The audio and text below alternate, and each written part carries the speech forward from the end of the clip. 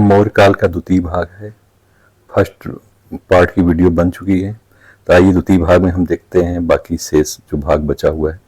अशोक के अभिलेख के संदर्भ में विशेष तथ्य। यहाँ क्या दिया हुआ है? अशोक के अभिलेख के संदर्भ में विशेष तथ्य। अशोक के अभिलेखों की खोज सर्वप्रथम किसने की थी? पहला प्रश्न है, अशोक के अभिलेखों की खोज सर्वप्रथम किसने की थी? तो याद रखिए कि अशोक के अभिलेखों की खोज सबसे पहले टिफिन थेलर ने की थी। अगला पॉइंट, टिफिन थेलर ने अशोक के अभिलेखों की खोज कब की थी? टिफिन थेलर ने अशोक के अभिलेखों की खोज 1750 ईस्वी में की थी। अगला है, किस श्रीलंकन प्रशासनिक अधिकारी ने सर्वप्रथम पीदस्सी की पहचान अशोक के साथ की है? तो किस श्रीलंकन प्रशासनिक अधिकारी ने सर्वप्रथम पीदस्सी की पहचान अशोक के साथ की है? तो अधिकारी का नाम था जॉर्ज टर्नर। अगला पॉइंट है, अशोक के मास्की लघु अभिलेख की खोज सर्वप्रथम किसने की थी? अशोक के मास्की लघु अभिलेख की खोज सर्वप्रथम बीडल महोदय ने की थी। अगला, अशोक के अभिलेखों में कुल कितनी लिपियों का प्रयोग किया गया है? तो अशोक के अभिलेखों में कुल 4 लिपियों का प्रयोग किया गया है, ब्राह्मी, खरोष्टी, अरमाइक और ग्रीक। अगला पॉइंट है, अशोक के अभिलेखों की भाषा क्या थी? तो अशोक के अभिलेखों की भाषा थी प्राकृत अर्थात अर्धमागधी। अगला है, अशोक किस अभिलेख में खरोष्टी लिपि का प्रयोग किया गया है? अशोक के किस अभिलेख में खरोष्टी लिपि का प्रयोग किया गया है? तो मानसेहरा और सवाजगढ़ी अभिलेख में खरोष्टी की लिपि का प्रयोग किया गया है। अगला है, अशोक के किस अभिलेख में अरमाइक लिपि का प्रयोग किया गया है? तो अरमाइक लिपि का प्रयोग लंगमान से प्राप्त 2 लघु शिलालेखों से मिला है। कहाँ से? लंगमान से प्राप्त 2 लघु शिलालेखों से मिला है। अगला है, अशोक ने किस अभिलेख में एक साथ द्विभाषिक लिपि का प्रयोग किया गया है? तो अशोक के सरेकुना लघु शिलालेख में एक साथ द्विभाषिक यानी 2 भाषाओं का प्रयोग किया गया है। अगला पॉइंट देखते हैं, सरेकुना लघु शिलालेख में किन 2 लिपियों का प्रयोग एक साथ किया गया है?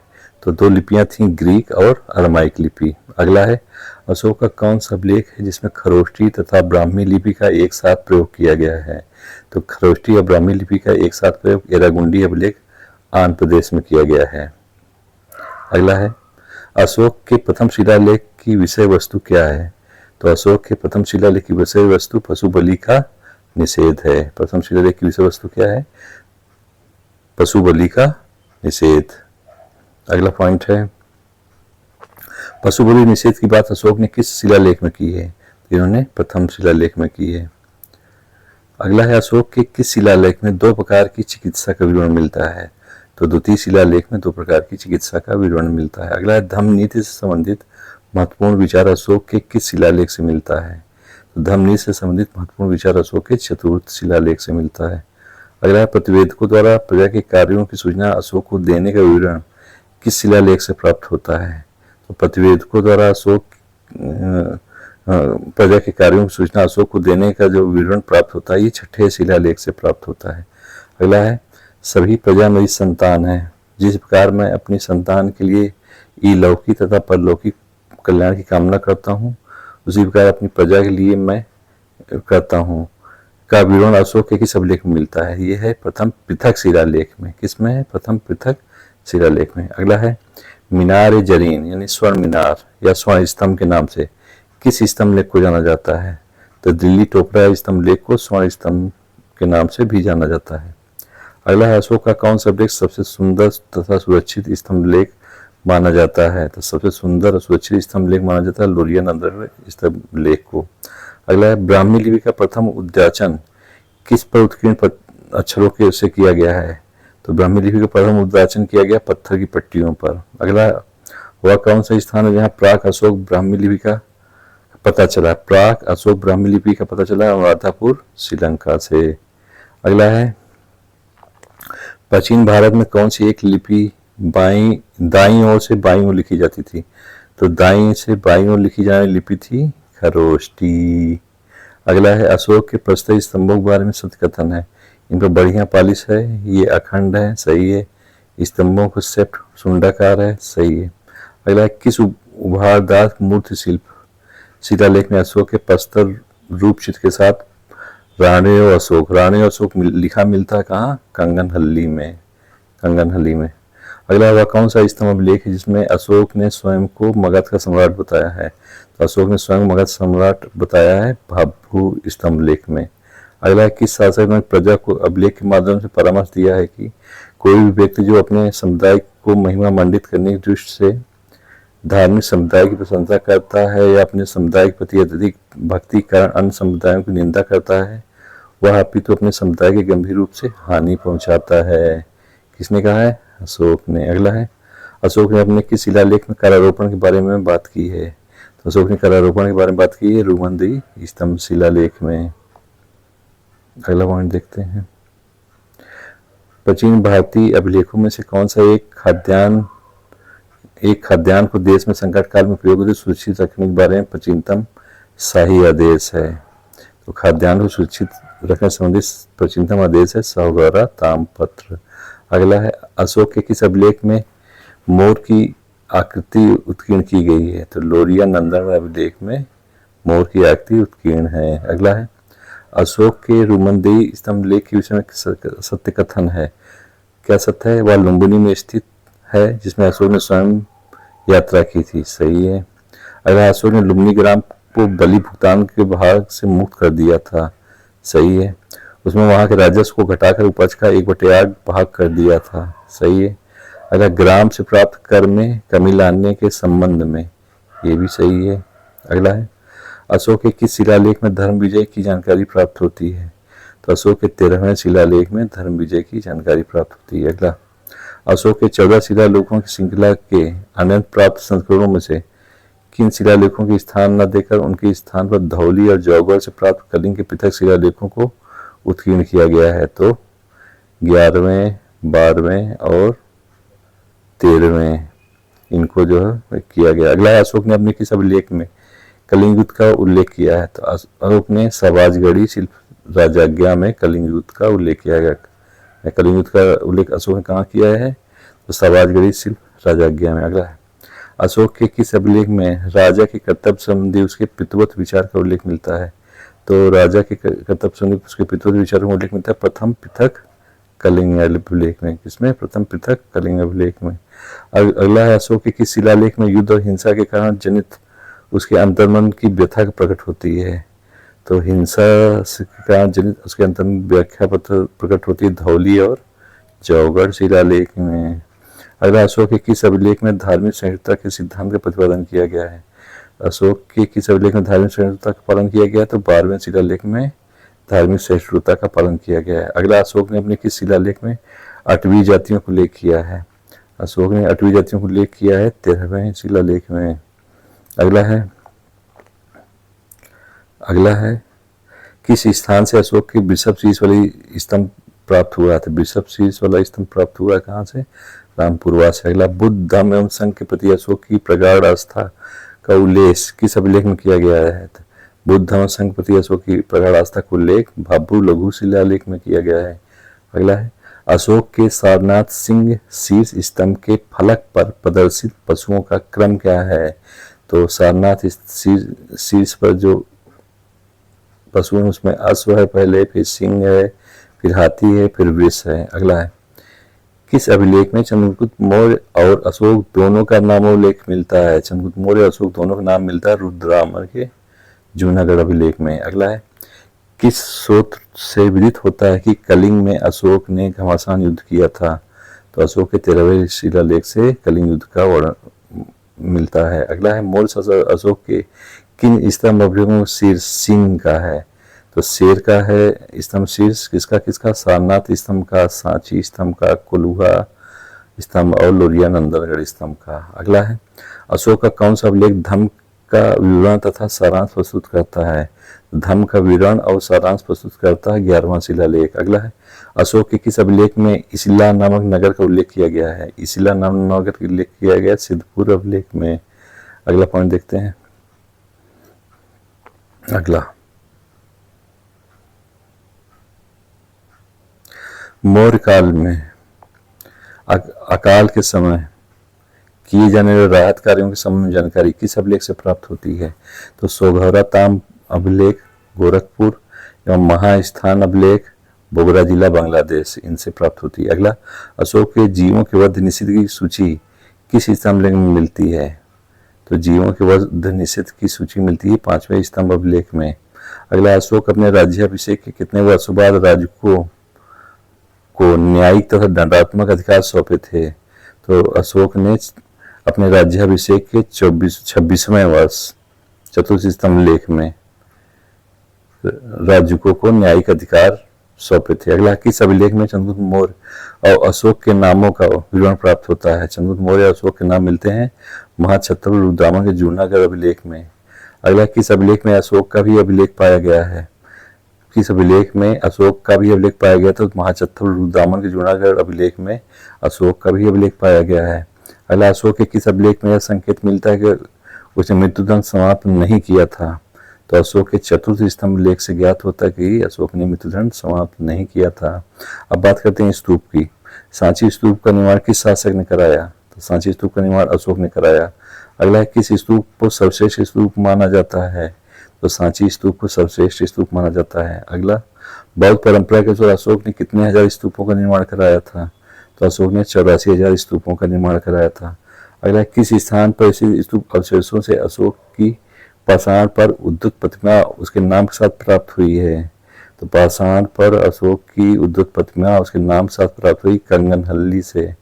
अगला सारनाथ के धार्मिक स्तूप का निर्माण किस शासक ने किया था? तो सारनाथ के धार्मिक स्तूप का निर्माण अशोक ने ही किया था।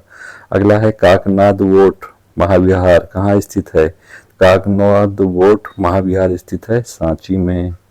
अगला है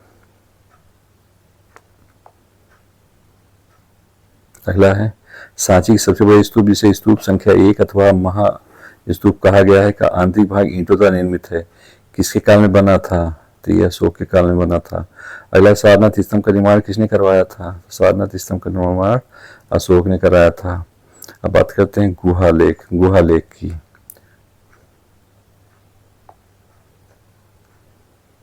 अशोक ने बराबर पहाड़ी पर आजीविकों के निवास के लिए कितनी गुफाओं का निर्माण करवाया था? तो उसने 4 गुफाओं को बराबर पहाड़ी पर निर्माण किया था। कर्ण गुफा, चौपड़ गुफा, सुदामा गुफा और पिसजोपड़ी गुफा। अगला है बराबर की गुफाओं के संदर्भ में कथन क्या कौन कौन से कथन शब्द हैं? तो बराबर पहाड़ी पर कुल 4 गुफाएं हैं, सही है। 3 गुफाओं की दीवार पर अशोक के अभिलेख उत्कीर्ण है, सही है। ये अभिलेख इन गुफाओं के आजीविकों को समर्पित होने का उल्लेख करते हैं, सही है। अब बात करते हैं मौर्यकालीन प्रशासन की। अशोक के अभिलेखों में हमें निम्नलिखित प्रांतों के नाम ज्ञात होते हैं। पहला है उदीचीनी उत्तरापथ, इसकी राजधानी क्या थी? उत्तरापथ की राजधानी क्या थी? तक्षशिला। अशोक का अगला प्रांत देखते हैं।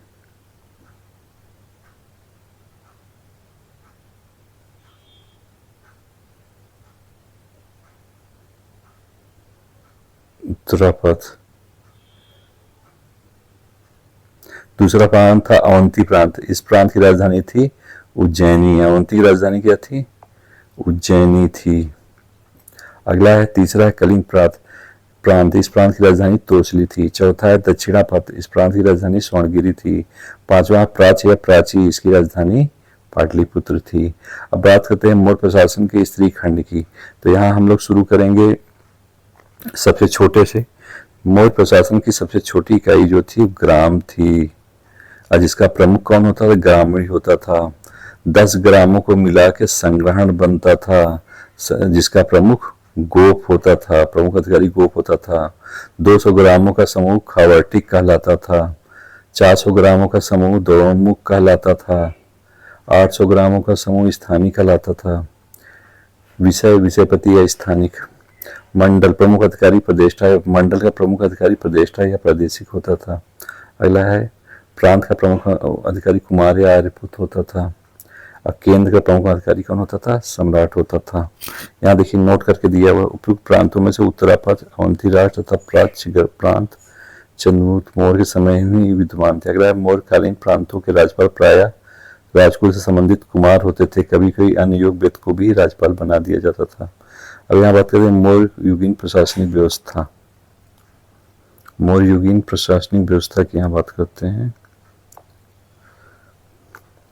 मौर्य शासन व्यवस्था का जनक किसे माना जाता है? तो मौर्य शासन व्यवस्था का जनक माना जाता है चंद्रगुप्त मौर्य को। अगला चंद्रगुप्त मौर्य की शासन व्यवस्था का स्वरूप कैसा था? चंद्रगुप्त मौर्य शासन व्यवस्था राजतंत्रात्मक थी। अगला है मौर्य प्रशासनिक व्यवस्था की अवधारणा किस प्रकार की थी? तो मौर्य प्रशासनिक व्यवस्था की अवधारणा लोक कल्याणकारी राज्य की थी। अगला है चंद्रगुप्त मौर्य की शासन व्यवस्था की विषय में महत्वपूर्ण सूचना कहाँ से प्राप्त होती है? चंद्रगुप्त मौर्य के शासन के विषय में कौटिल्य के अर्थशास्त्र तथा मेगनीज के इंडिका से सूचना प्राप्त होती है। अगला, मोर सम्राट अपने कार्यों के संपादन किसकी सहायता से करते थे? मोर सम्राट अपने कार्यों का संपादन अमात्य, मंत्री तथा अधिकारियों की सहायता से करते थे। अगला है, अर्थशास्त्र के अनुसार मौर्य काल में उच्चाधिकारी को क्या कहलाते थे? तो मौर्य काल में उच्चाधिकारी को तीर्थ कहा जाता था। अर्थशास्त्र में कुल कितने तीर्थों का विवरण दिया गया है? तो अर्थशास्त्र में 18 तीर्थों का विवरण दिया गया है। अगला, अर्थशास्त्र में कुल कितने अध्यक्षों का विवरण मिलता है? 27 अध्यक्षों का विवरण मिलता है, कहीं कहीं 26 और 28 भी मिलता है। अगला है, अर्थशास्त्र में वही तीर्थ मंत्री पुरोहित। मंत्री पुरोहित क्या करता था? प्रमुख धर्माधिकारी था, प्रधानमंत्री होता था। समाहर्ता क्या करता था? राजस्व विभाग का प्रधान अधिकारी होता था। संविधाता क्या करता था? राजकोष का कोषाध्यक्ष होता था। सेनापति क्या करता था? युद्ध विभाग का मंत्री होता था। अगला पॉइंट देखते हैं, अधिकारी उसके संबंधित कार्य। अगला है युवराज। युवराज क्या था? राजा का उत्तराधिकारी होता था। प्रदेष्टा, प्रदेष्टा कौन होता था? प्रदेष्टा फौजदारी न्यायालय का न्यायाधीश होता था। अगला, नायक सेना का संचालक होता था। अगला, कर्मांतिक देश के उद्योग धंधों का प्रधान निरीक्षक होता था। अगला है, व्यवहारिक दीवानी न्यायालय का न्यायाधीश होता था। मंत्रिपरिषद अध्यक्ष, ये मंत्रिपरिषद का अध्यक्ष होता था। दंडपाल, सेना की सामग्री जुटाने वाला प्रधान निरीक्षक होता था दंडपाल। अंतपाल, सीमावर्ती दुर्ग का आरक्षक होता था। दुर्गपाल, देश के भीतरी दुर्गों का प्रबंधक होता था। नागरक, नगर का प्रमुख अधिकारी होता था। प्रशासता, राजकीय कार्यक्षेत्रों को सुरक्षित रखने वाला तथा आज्ञाओं को लिपिबद्ध करने वाला प्रधान अधिकारी होता था। द्वारिक, राजमहल की देखरेख करने वाला प्रधान अधिकारी होता था। अंतर्वशिक, सम्राट के आरक्षक सेना का प्रधान होता अंतर्वशिक। आठवीं, वन विभाग का प्रधान अधिकारी आठवीं कहलाता था। अब यहाँ बात करते हैं अर्थशास्त्र में वरिष्ठ अध्यक्षों की। पड़े अध्यक्ष क्या होता था? व्यापार तथा वाणिज्य का अध्यक्ष होता था। सूराध्यक्ष शराब और मदिरा का अध्यक्ष होता था। सुनाध्यक्ष बूचड़खाने का अध्यक्ष होता था। गणिकाध्यक्ष वेश्याओं का निरीक्षक होता था। सीताध्यक्ष राजकीय कृषि विभाग का अध्यक्ष होता था। कुप्याध्यक्ष वन संपदा का अध्यक्ष होता था। सूत्राध्यक्ष कुताई बुनाई विभाग का अध्यक्ष होता था। आकराध्यक्ष खानों का अध्यक्ष होता था। कोष्ठागाराध्यक्ष कोष्ठागार का अध्यक्ष होता था।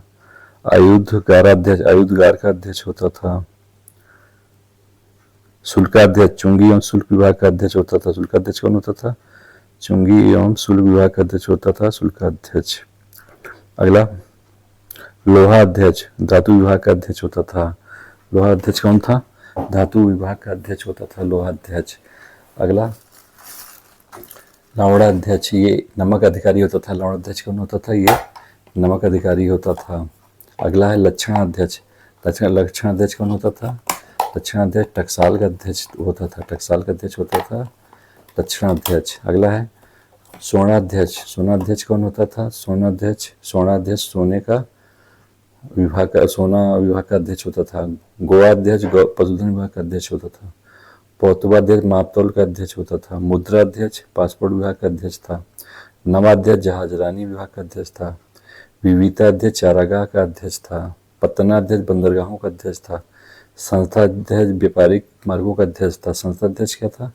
संस्थाध्यक्ष व्यापारिक मार्गों का अध्यक्ष होता था संस्थाध्यक्ष। अगला है मानाध्यक्ष। मानाध्यक्ष दूरी और समय संबंधित साधनों को नियंत्रित करने वाला अध्यक्ष होता था। अचपटलाध्यक्ष महालेखा विभाग का अध्यक्ष होता था। हस्तेयाध्यक्ष हाथियों का अध्यक्ष होता था। अगला है अश्वाध्यक्ष। अश्वाध्यक्ष घोड़ों का अध्यक्ष होता था। अश्वाध्यक्ष कौन था? तो अश्वाध्यक्ष घोड़ों का अध्यक्ष होता था। देवताध्यक्ष धार्मिक संस्थाओं का अध्यक्ष होता था। नोट यहाँ नोट करके दिया हुआ है, इसको भी देखते हैं क्या दिया है। अर्थशास्त्र में विभागीय अध्यक्षों तथा उनके कार्यों की एक लंबी सूची मिलती है। संभवतः इन अध्यक्षों की न्यायालय लेखकों ने मजिस्ट्रेट कहा है। अशोक के प्रमुख प्रशासनिक अधिकारी युक्त क्या करता था? जिले में राजस्व वसूल करने तथा उसका लेखा जोखा रखने वाला अधिकारी था। युक्त कहाँ का अधिकारी था? युक्त जिले का अधिकारी था। क्या करता था? राजस्व वसूल करने तथा उसका लेखा जोखा रखने वाला अधिकारी था। अगला है रज्जुक। रज्जुक क्या करता था? रज्जुकों की स्थिति आधुनिक जिलाधिकारी जैसी थी, जिसे राजस्व तथा न्याय दोनों क्षेत्रों का अधिकार प्राप्त था। रज्जुकों क्या अधिकार प्राप्त था? राजस्व और न्याय का जिलाधिकारी के समान थी। अगला है प्रादेशिक। प्रादेशिक या मंडल का प्रधान अधिकारी था। प्रादेशिक कहाँ का अधिकारी होता था? या मंडल का प्रधान अधिकारी होता था। उसका कार्य आजकल के संभागीय आयुक्त जैसा था। धर्म महामात्र। धर्म महामात्र का कार्य था विभिन्न समुदायों के बीच सामंजस्य बनाए रखना तथा राजा और उसके परिवार के सदस्यों में धम्मदान प्राप्त करना और उसकी समुचित व्यवस्था करना होता था। अशोक ने अपने राज्याभिषेक के 13वें वर्ष धर्म महामात्र के अधिकारी की नियुक्ति की थी। अशोक ने अपने राज्याभिषेक के किस वर्ष धर्म महामात्र अधिकारी की नियुक्ति की थी? 13वें वर्ष। अगला स्त्री अध्यक्ष या महिलाओं के नैतिक आचरण की देख रेख करने वाला अधिकारी होता था। अगला ब्रज भूमिक या पशुओं की देख रेख करने वाला अधिकारी था। यहाँ नोट करके दिया हुआ है। अशोक के तृतीय शिलालेख में 3 अधिकारियों के नाम मिलते हैं। कौन कौन? युक्त, राजुक और प्रदेशी। किसमें? तृतीय शिलालेख में। अगला पॉइंट देते हैं, अशोक के 12वें शिलालेख में किन 3 पदाधिकारियों के नामों को वर्णन है? 12वें में किसका वर्णन है? धर्म महामात्र, स्त्राध्यक्ष महामात्र और ब्रजभूमि का उल्लेख है। अगला देखते हैं, अशोक के अवलोकन में अंत महामात्र नामक अधिकारी का वर्णन मिलता है। उसका क्या कार्य था? तो अंत महामात्र नामक अधिकारी जो है ये सीमावर्ती प्रदेशों में धर्म का प्रचार करता था। अंत महामात्र का था सीमावर्ती प्रदेशों में धर्म का प्रचार करता था। अगला सैन्य व्यवस्था, मौर्यकालीन सैन्य व्यवस्था देते हैं। मौर्य सैन्य व्यवस्था किस पर आधारित थी? तो मौर्य सैन्य व्यवस्था चतुरंग बल यानी अश्वगज, रथ, पैदल यानी चतुरंग बल पर आधारित थी मौर्य सैन्य व्यवस्था। अगला है, मौर्य सैन्य व्यवस्था में सेनापति को कितने वार्षिक वेतन दिया जाता था? मौर्य सैन्य व्यवस्था में सेनापति को 48,000 पौंड, कितना? 48,000 पौंड वार्षिक वेतन दिया जाता था। अगला, मैगजीन की इंडिका में मौर्य सैन्य प्रबंधन कितनी समितियों का विवरण मिलता है? मैगजीन की इंडिका में मौर्य सैन्य प्रबंधन की 6 समितियों का वर्णन मिलता है। अगला, जो ये मैगजीन की इंडिका में सैन्य प्रबंधन की 6 समितियों का वर्णन मिलता है वो इस प्रकार थी। प्रथम समिति जो होती थी वो जल सेना की व्यवस्था। प्रथम समिति का कार्य था जल सेना की व्यवस्था। द्वितीय समिति का कार्य था यातायात एवं रसद की व्यवस्था। तृतीय समिति का काम था पैदल सैनिकों की देख रेख। चतुर्थ समिति का कार्य था अश्वारोहियों की व्यवस्था। पंचम समिति का कार्य था गज सेना की व्यवस्था। छठी समिति का कार्य था रथ सेना की व्यवस्था। अगला पॉइंट देखते हैं। अगला है,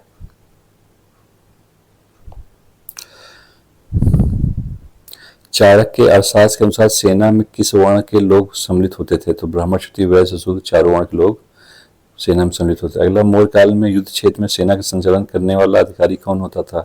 तो मौर्य काल में सेना का संचालन करने वाले अधिकारी को नायक कहते थे। अगला, मौर्य काल में युद्ध पोतों के अतिरिक्त व्यापारिक पोतों को देख रेख कौन करता था? तो नवाध्यक्ष करता था।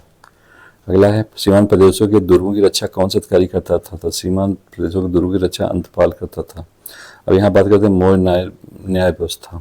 मौर्य काल में न्यायिक व्यवस्था कैसी थी? तो मौर्य काल में न्यायिक व्यवस्था कठोर थी। अगला, मौर्य काल में किस तरह के न्यायिक दंड दिया जाता था? किस तरह का न्यायिक दंड दिया जाता था? तो मौर्य काल में मृत्युदंड, अंग भंग, कारावास और जुर्माना जैसे दंड दिए जाते थे। अगला, मौर्य काल में साम्राज्य का सर्वोत्तम न्यायाधीश कौन होता था? सम्राट होता था। यहाँ मौर्य न्यायालय दिया है, उसके बारे में तथ्य देखते हैं। धर्मस्थी, जिसको दीवानी न्यायालय भी कहते थे, इसका प्रधान न्यायाधीश व्यवहारिक होता था। धर्मस्थी, जिसको दीवानी न्यायालय कहते थे, इसका न्यायाधीश व्यवहारिक होता था। कंटक शोधन, जिसे फौजदारी न्यायालय कहते थे, इसका न्यायाधीश प्रतिष्ठा होता था। अगला, नगर व्यवहारिक, नगर का न्यायाधीश होता था। अर्थशास्त्र में से पावर व्यवहारक कहा गया है। अगला, मैगजीन की इंडिका में एग्रोनोमई को जिलाधिकारी कहा जाता था तथा नगर अधिकारी को एस्ट्रोनोमई कहा गया है। ग्राम सभा का न्यायिक कार्य ग्रामणी करता था। इसके ऊपर संग्रहण, 2 मुख्य स्थानीय और जनपद न्यायालय होते थे।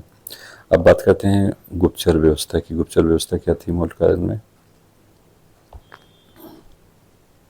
मौर्य काल में गुप्तचर विभाग एक पृथक अमात्य के अधीन रखा जाता था जिसे महामात्या सब कहा जाता था। अगला, गुप्तचरों को अर्थशास्त्र में गूढ़ पुरुष कहा गया है। अगला, अर्थशास्त्र में 2 प्रकार के गुप्तचरों का उल्लेख है। संस्था, जो एक ही स्थान पर रखकर कार्य करते थे उन्हें संस्था कहा जाता था। संचरा, जो भ्रमण करके गुप्तचरी करते थे उन्हें संचरा कहते थे। अगला पॉइंट, मौर्य काल में गुप्तचर के अतिरिक्त शांति व्यवस्था बनाए रखने अपराधों को रोकथाम के लिए पुलिस भी थी जिसे अर्थशास्त्र में रक्षिन कहा गया है। पुलिस को क्या अर्थशास्त्र में कहा गया? रक्षिन। नोट करके दिया हुआ। यूनानी लेखकों द्वारा गुप्तचरों को निरीक्षक तथा ओवरसीयर्स कहा गया है। यूनानी लेखकों द्वारा गुप्तचरों को क्या कहा गया है? निरीक्षक तथा ओवरसीयर्स कहा गया है। यहाँ नगर प्रशासन दिया हुआ है। नगर प्रशासन की बात करते हैं। मौर्य युग में नगर प्रशासन नगर पालिकाओं द्वारा चलाया जाता था। उसके लिए एक सभा होती थी जिसका प्रमुख नागरिक अथवा प्रमुख कहा जाता था। अगला पॉइंट, मैगजीन ने इंडिका में पाटलिपुत्र के नगर परिषद की 5 सदस्यों ने 6 समितियों का उल्लेख किया है। आइए नगर प्रशासन संबंधित समितियां देखते हैं।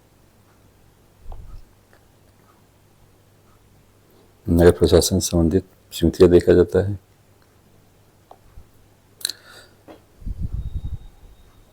6 समितियों को लेके आया है। उसमें जो प्रथम समिति का संबंध किससे था? प्रथम समिति द्वारा उद्योग शिल्पियों को निरीक्षण किया जाता था। प्रथम समिति द्वारा क्या किया जाता था? उद्योग और शिल्पियों को निरीक्षण किया जाता था। द्वितीय समिति क्या करती थी? द्वितीय समिति विदेशी यात्रियों के भोजन, निवास और चिकित्सक प्रबंध करती थी। किसके? विदेशी यात्रियों के। तृतीय समिति क्या करती थी? तो ये जनमरण का लोखा जोखा तृतीय समिति रखती थी। चतुर्थ समिति क्या करती थी? चतुर्थ समिति नगर के व्यापार वाणिज्य का प्रबंधन करती थी। पंचम समिति क्या करती थी? पंचम समिति उद्योग निर्मित वस्तुओं के विक्रय का निरीक्षण करती थी, विक्रय का। छठा समिति क्या करती थी? छठी समिति कर विक्रय वस्तुओं पर कर वसूल किया जाता था। कर वसूल करने का छठा समिति कार्य करती थी। अब यहाँ बात करते हैं ग्राम प्रशासन की। मौर्य काल में प्रशासन की सबसे छोटी इकाई क्या थी? ग्राम थी। मौर्य काल में ग्राम प्रशासन के अध्यक्ष को क्या कहा जाता था? ग्रामणी कहा जाता था। अगला मौर्य काल में ग्राम सभा के कार्यालय का कार्य कौन सा अधिकारी करता था? तो ग्राम सभा के कार्यालय काम गोपनीय अधिकारी करता था। अगला मौर्यकालीन ग्राम प्रशासन की जानकारी किस अभिलेख से प्राप्त होती है? तो मौर्यकालीन ग्राम प्रशासन की जानकारी मिलती है सौगौरा तथा महास्थान अभिलेख से। अब देखते हैं मौर्यकालीन आर्थिक स्थिति।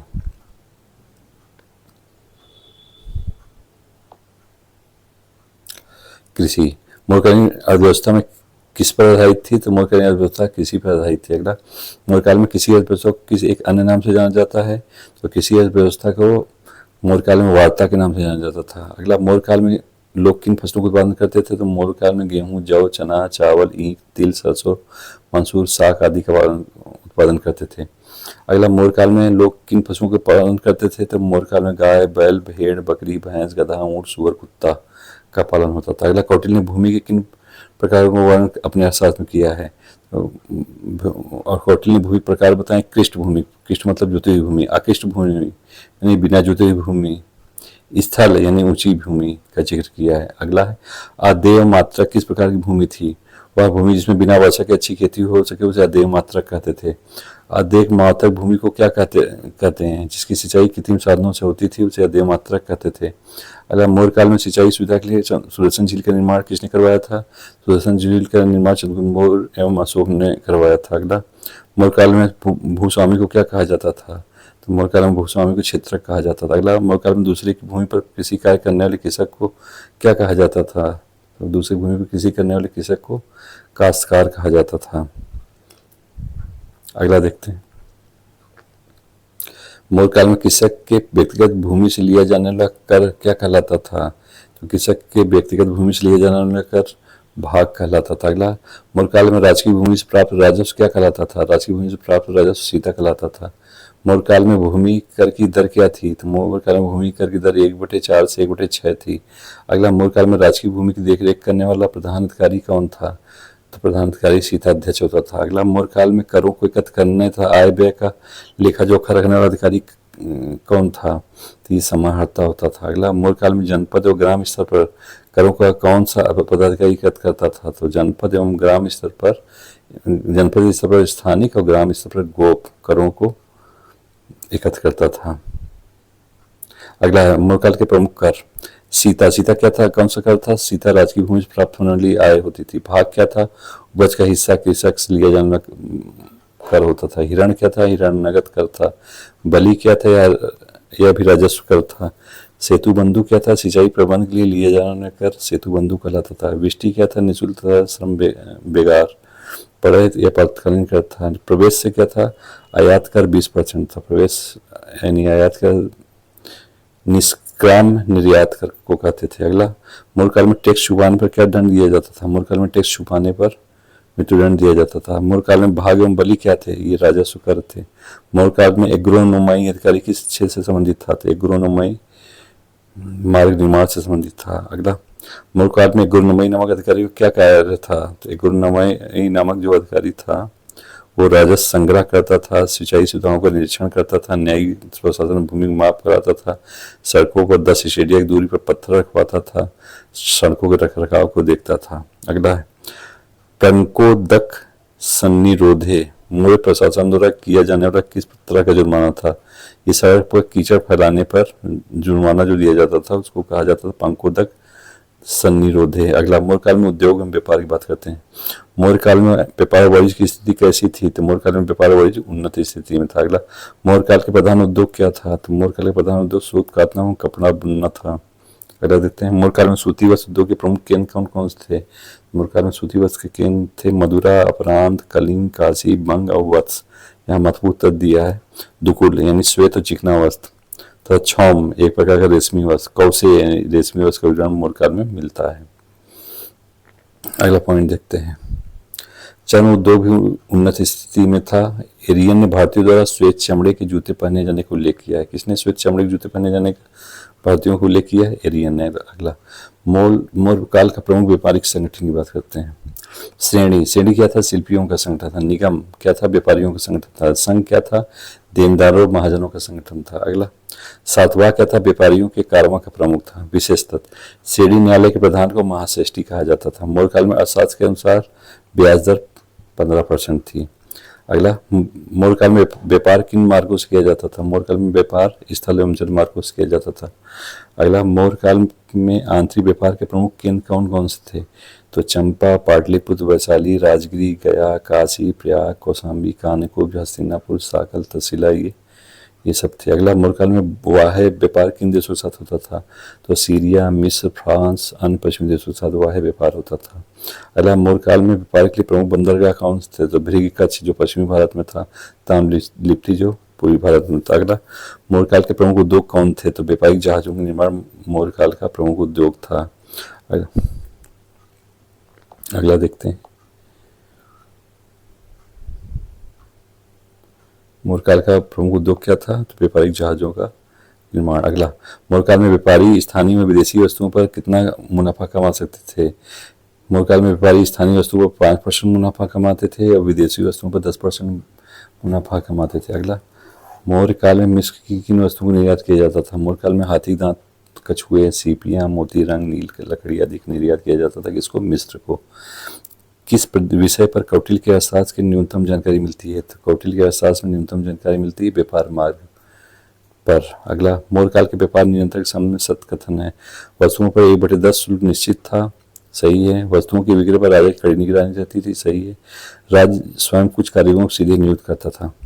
अब यहाँ है मौर्यकालीन व्यापारिक मार्ग। प्रथम मार्ग क्या था? उत्तरापथ होता था। ताम्रलिप्ति नामक बंदरगाह के पश्चिमोत्तर भारत में पुष्करावली तक जाता था। इस मार्ग पर चंपा, पाटलिपुत्र, वैशाली, राजगिरी तथा काशी, प्रयाग जैसे नगर अवस्थित थे। दूसरा मार्ग था पश्चिम पाटन से पूर्व कौशाम्बी के समीप उत्तरापथ में मिलता था। तीसरा मार्ग था दक्षिण में प्रतिष्ठान से उत्तर में श्रावस्ती तक जाता था, जिस पर महेशपति, उज्जैन, विदिशा आदि नगर स्थित थे। चौथा मार्ग था व्यापारिक मार्ग भूगज से मथुरा तक जाता था, जिसके राज्य में उज्जैनी पता था। अगला पॉइंट देखते हैं। मौर्यकालीन मुद्रा व्यवस्था।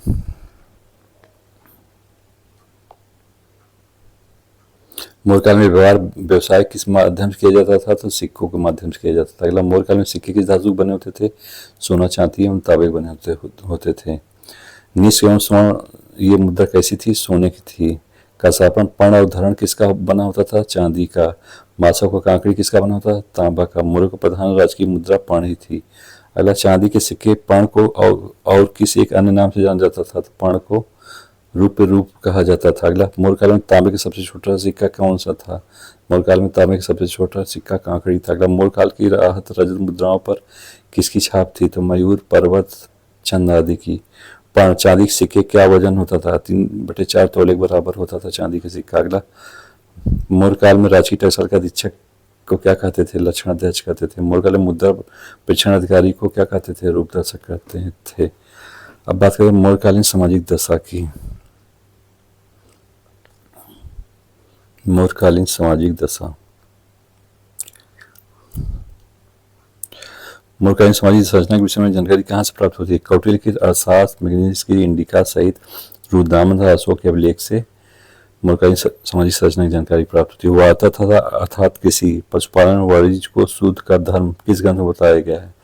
तो अर्थशास्त्र में बताया गया। अगला किस धर्म सूत्र में वार्ता को सूद का वर्ण धर्म बताया गया है? तो ये धर्म गौतम धर्म सूत्र में बताया गया है। मैगनीनियस के अनुसार भारतीय समाज में दास प्रथा प्रचलित नहीं थी। मैगनीनियस कहता है कि दास प्रथा नहीं थी। स्त्रियों की स्थिति की बात करते हैं। मौर्यकाल में स्त्रियों की स्थिति कैसी थी? तो अच्छी थी।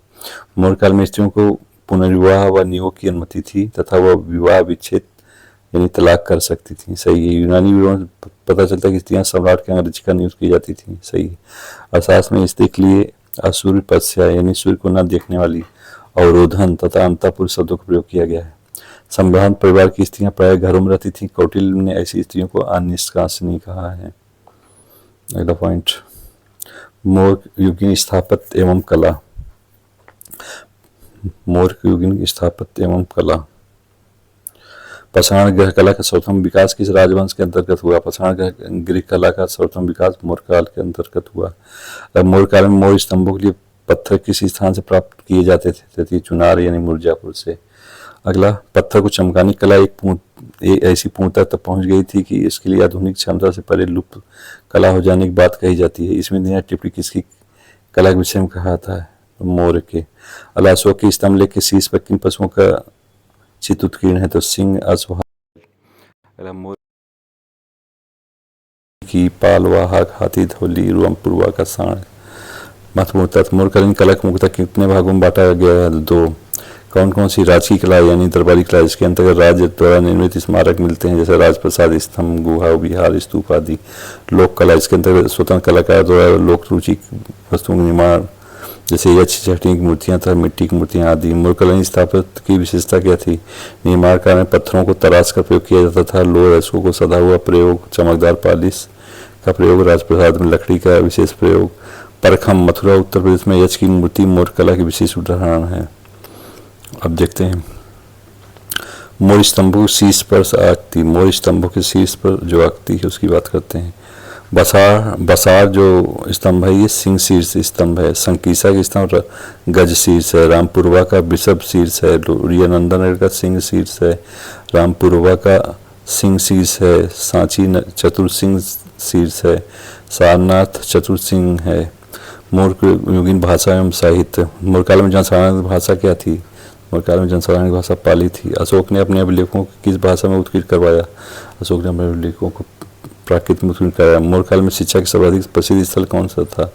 मौर्य काल में शिक्षा का सर्वाधिक प्रसिद्ध स्थल तक्षशिला था। अगला देखते हैं, अशोक के अभिलेखों में मुख्यतः किन 2 लिपियों का प्रयोग किया गया? अशोक के अभिलेखों में मुख्यतः खरोष्ठी या ब्राह्मी लिपि का प्रयोग किया गया है। अगला है, मौर्य की प्रमुख कृतियां थी। कथावत्तु जिसे मौलिपुत्र ने लिखा है, कल्पसूत्र जिसे भद्रबाहु ने लिखा है, अरसाद जिसे कौटिल्य ने लिखा है।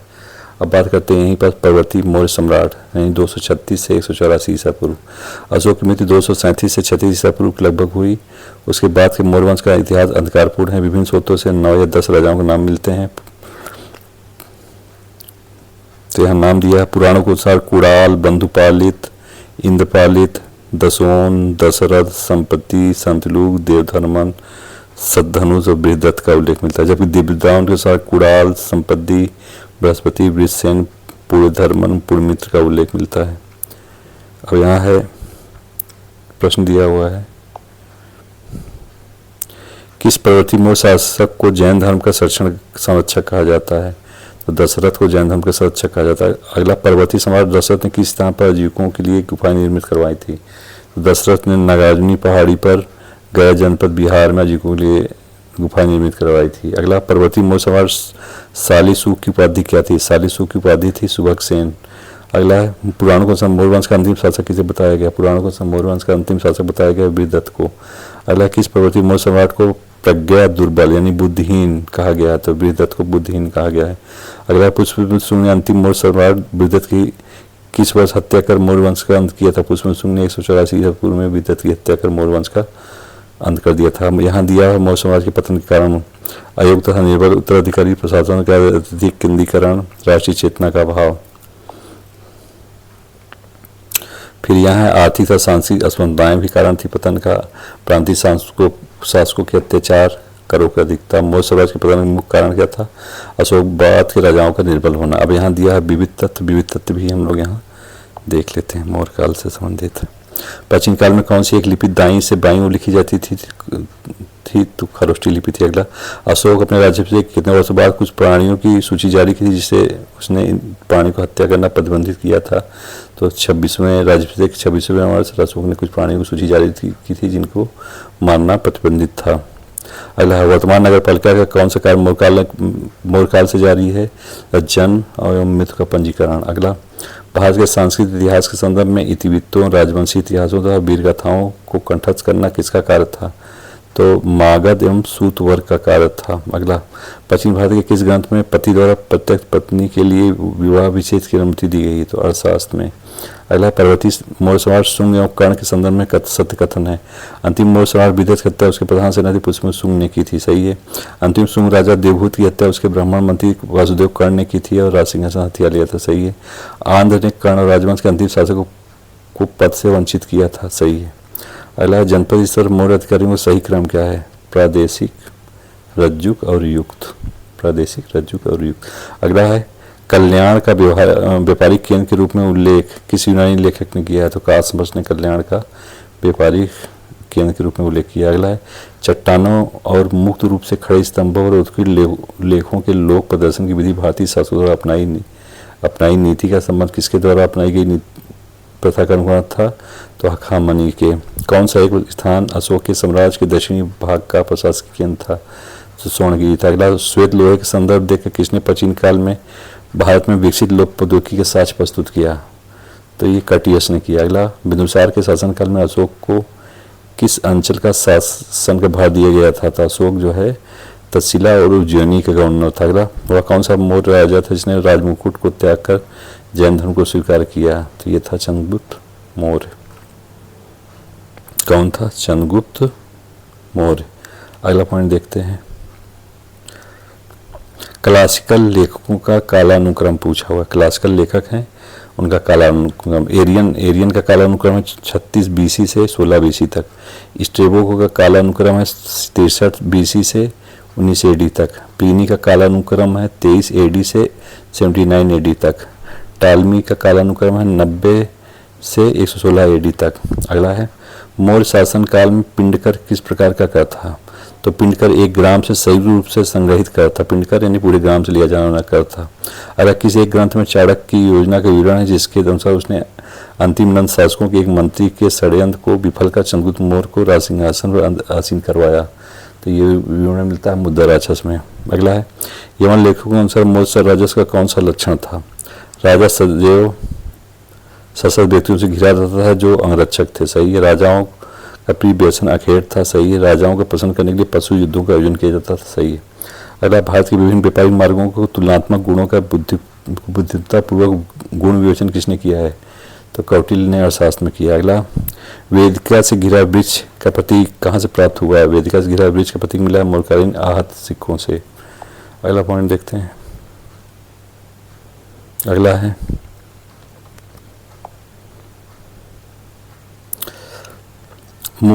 कौन से कारण मौर्यकाल के भौतिक संस्कृति के आधार थे? लोहे के अधिक प्रयोग होता था। आहत सिक्कों का बहुल्यता था। उत्तरी काली पारिश में भांडों की प्रचुरता थी।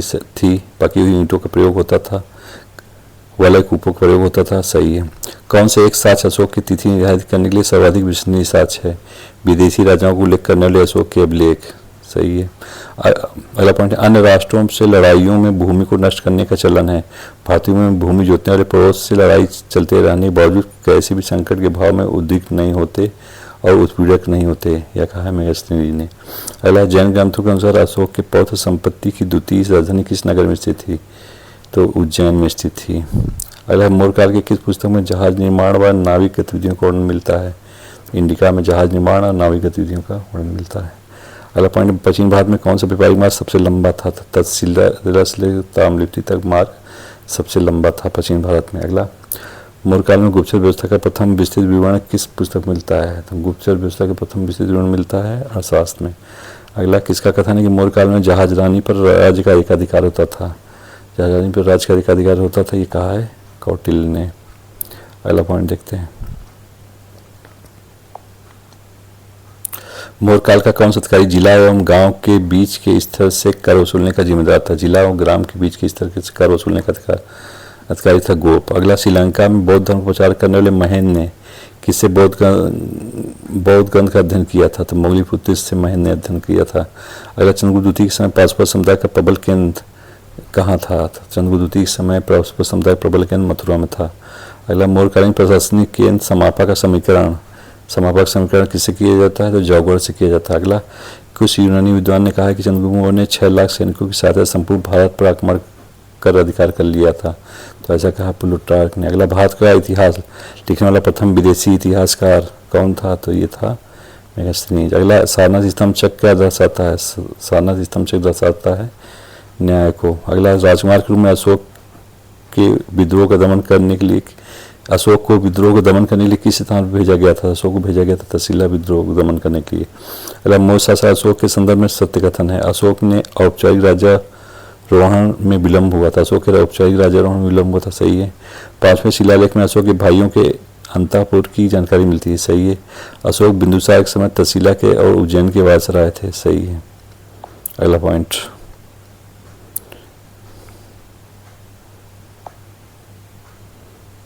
अगला, भारतीय लोगों के किस गुण की मैगजीन ने प्रशंसा की है, मैगजीन ने उच्च नैतिक स्तर की भारतीयों की प्रशंसा की है। अगला, मौर्य समाज में शांति और अनुशासन व्यवस्था का उल्लेखनीय तत्व क्या था, घरों में मौर्य काल में ताले नहीं लगाए जाते थे। अगला, मौर्य युग में औसत व्यक्ति के सुखी रहने का क्या कारण था, सादा और मितव्ययी जीवन। अगला, शिलालेख जो समकालीन दस्तावेज होते थे उसकी विशेषता क्या होती थी, शिलालेखों में बाद में कोई परिवर्तन नहीं हो सकता था, सही है।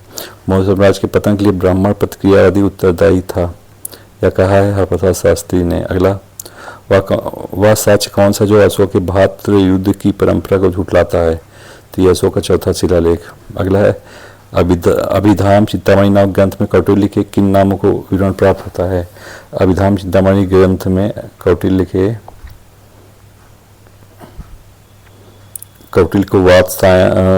के किन नामों का विवरण प्राप्त होता है, तो वात्सायन, मल्लिनाग, कुटिल, चाणक्य, द्रामिल, पक्षी स्वामी, विष्णुगुप्त और अंगुल, ये सब नाम कौटिल्य के थे जो कि अभिधाम चिंतामणि पुस्तक में मिलते हैं।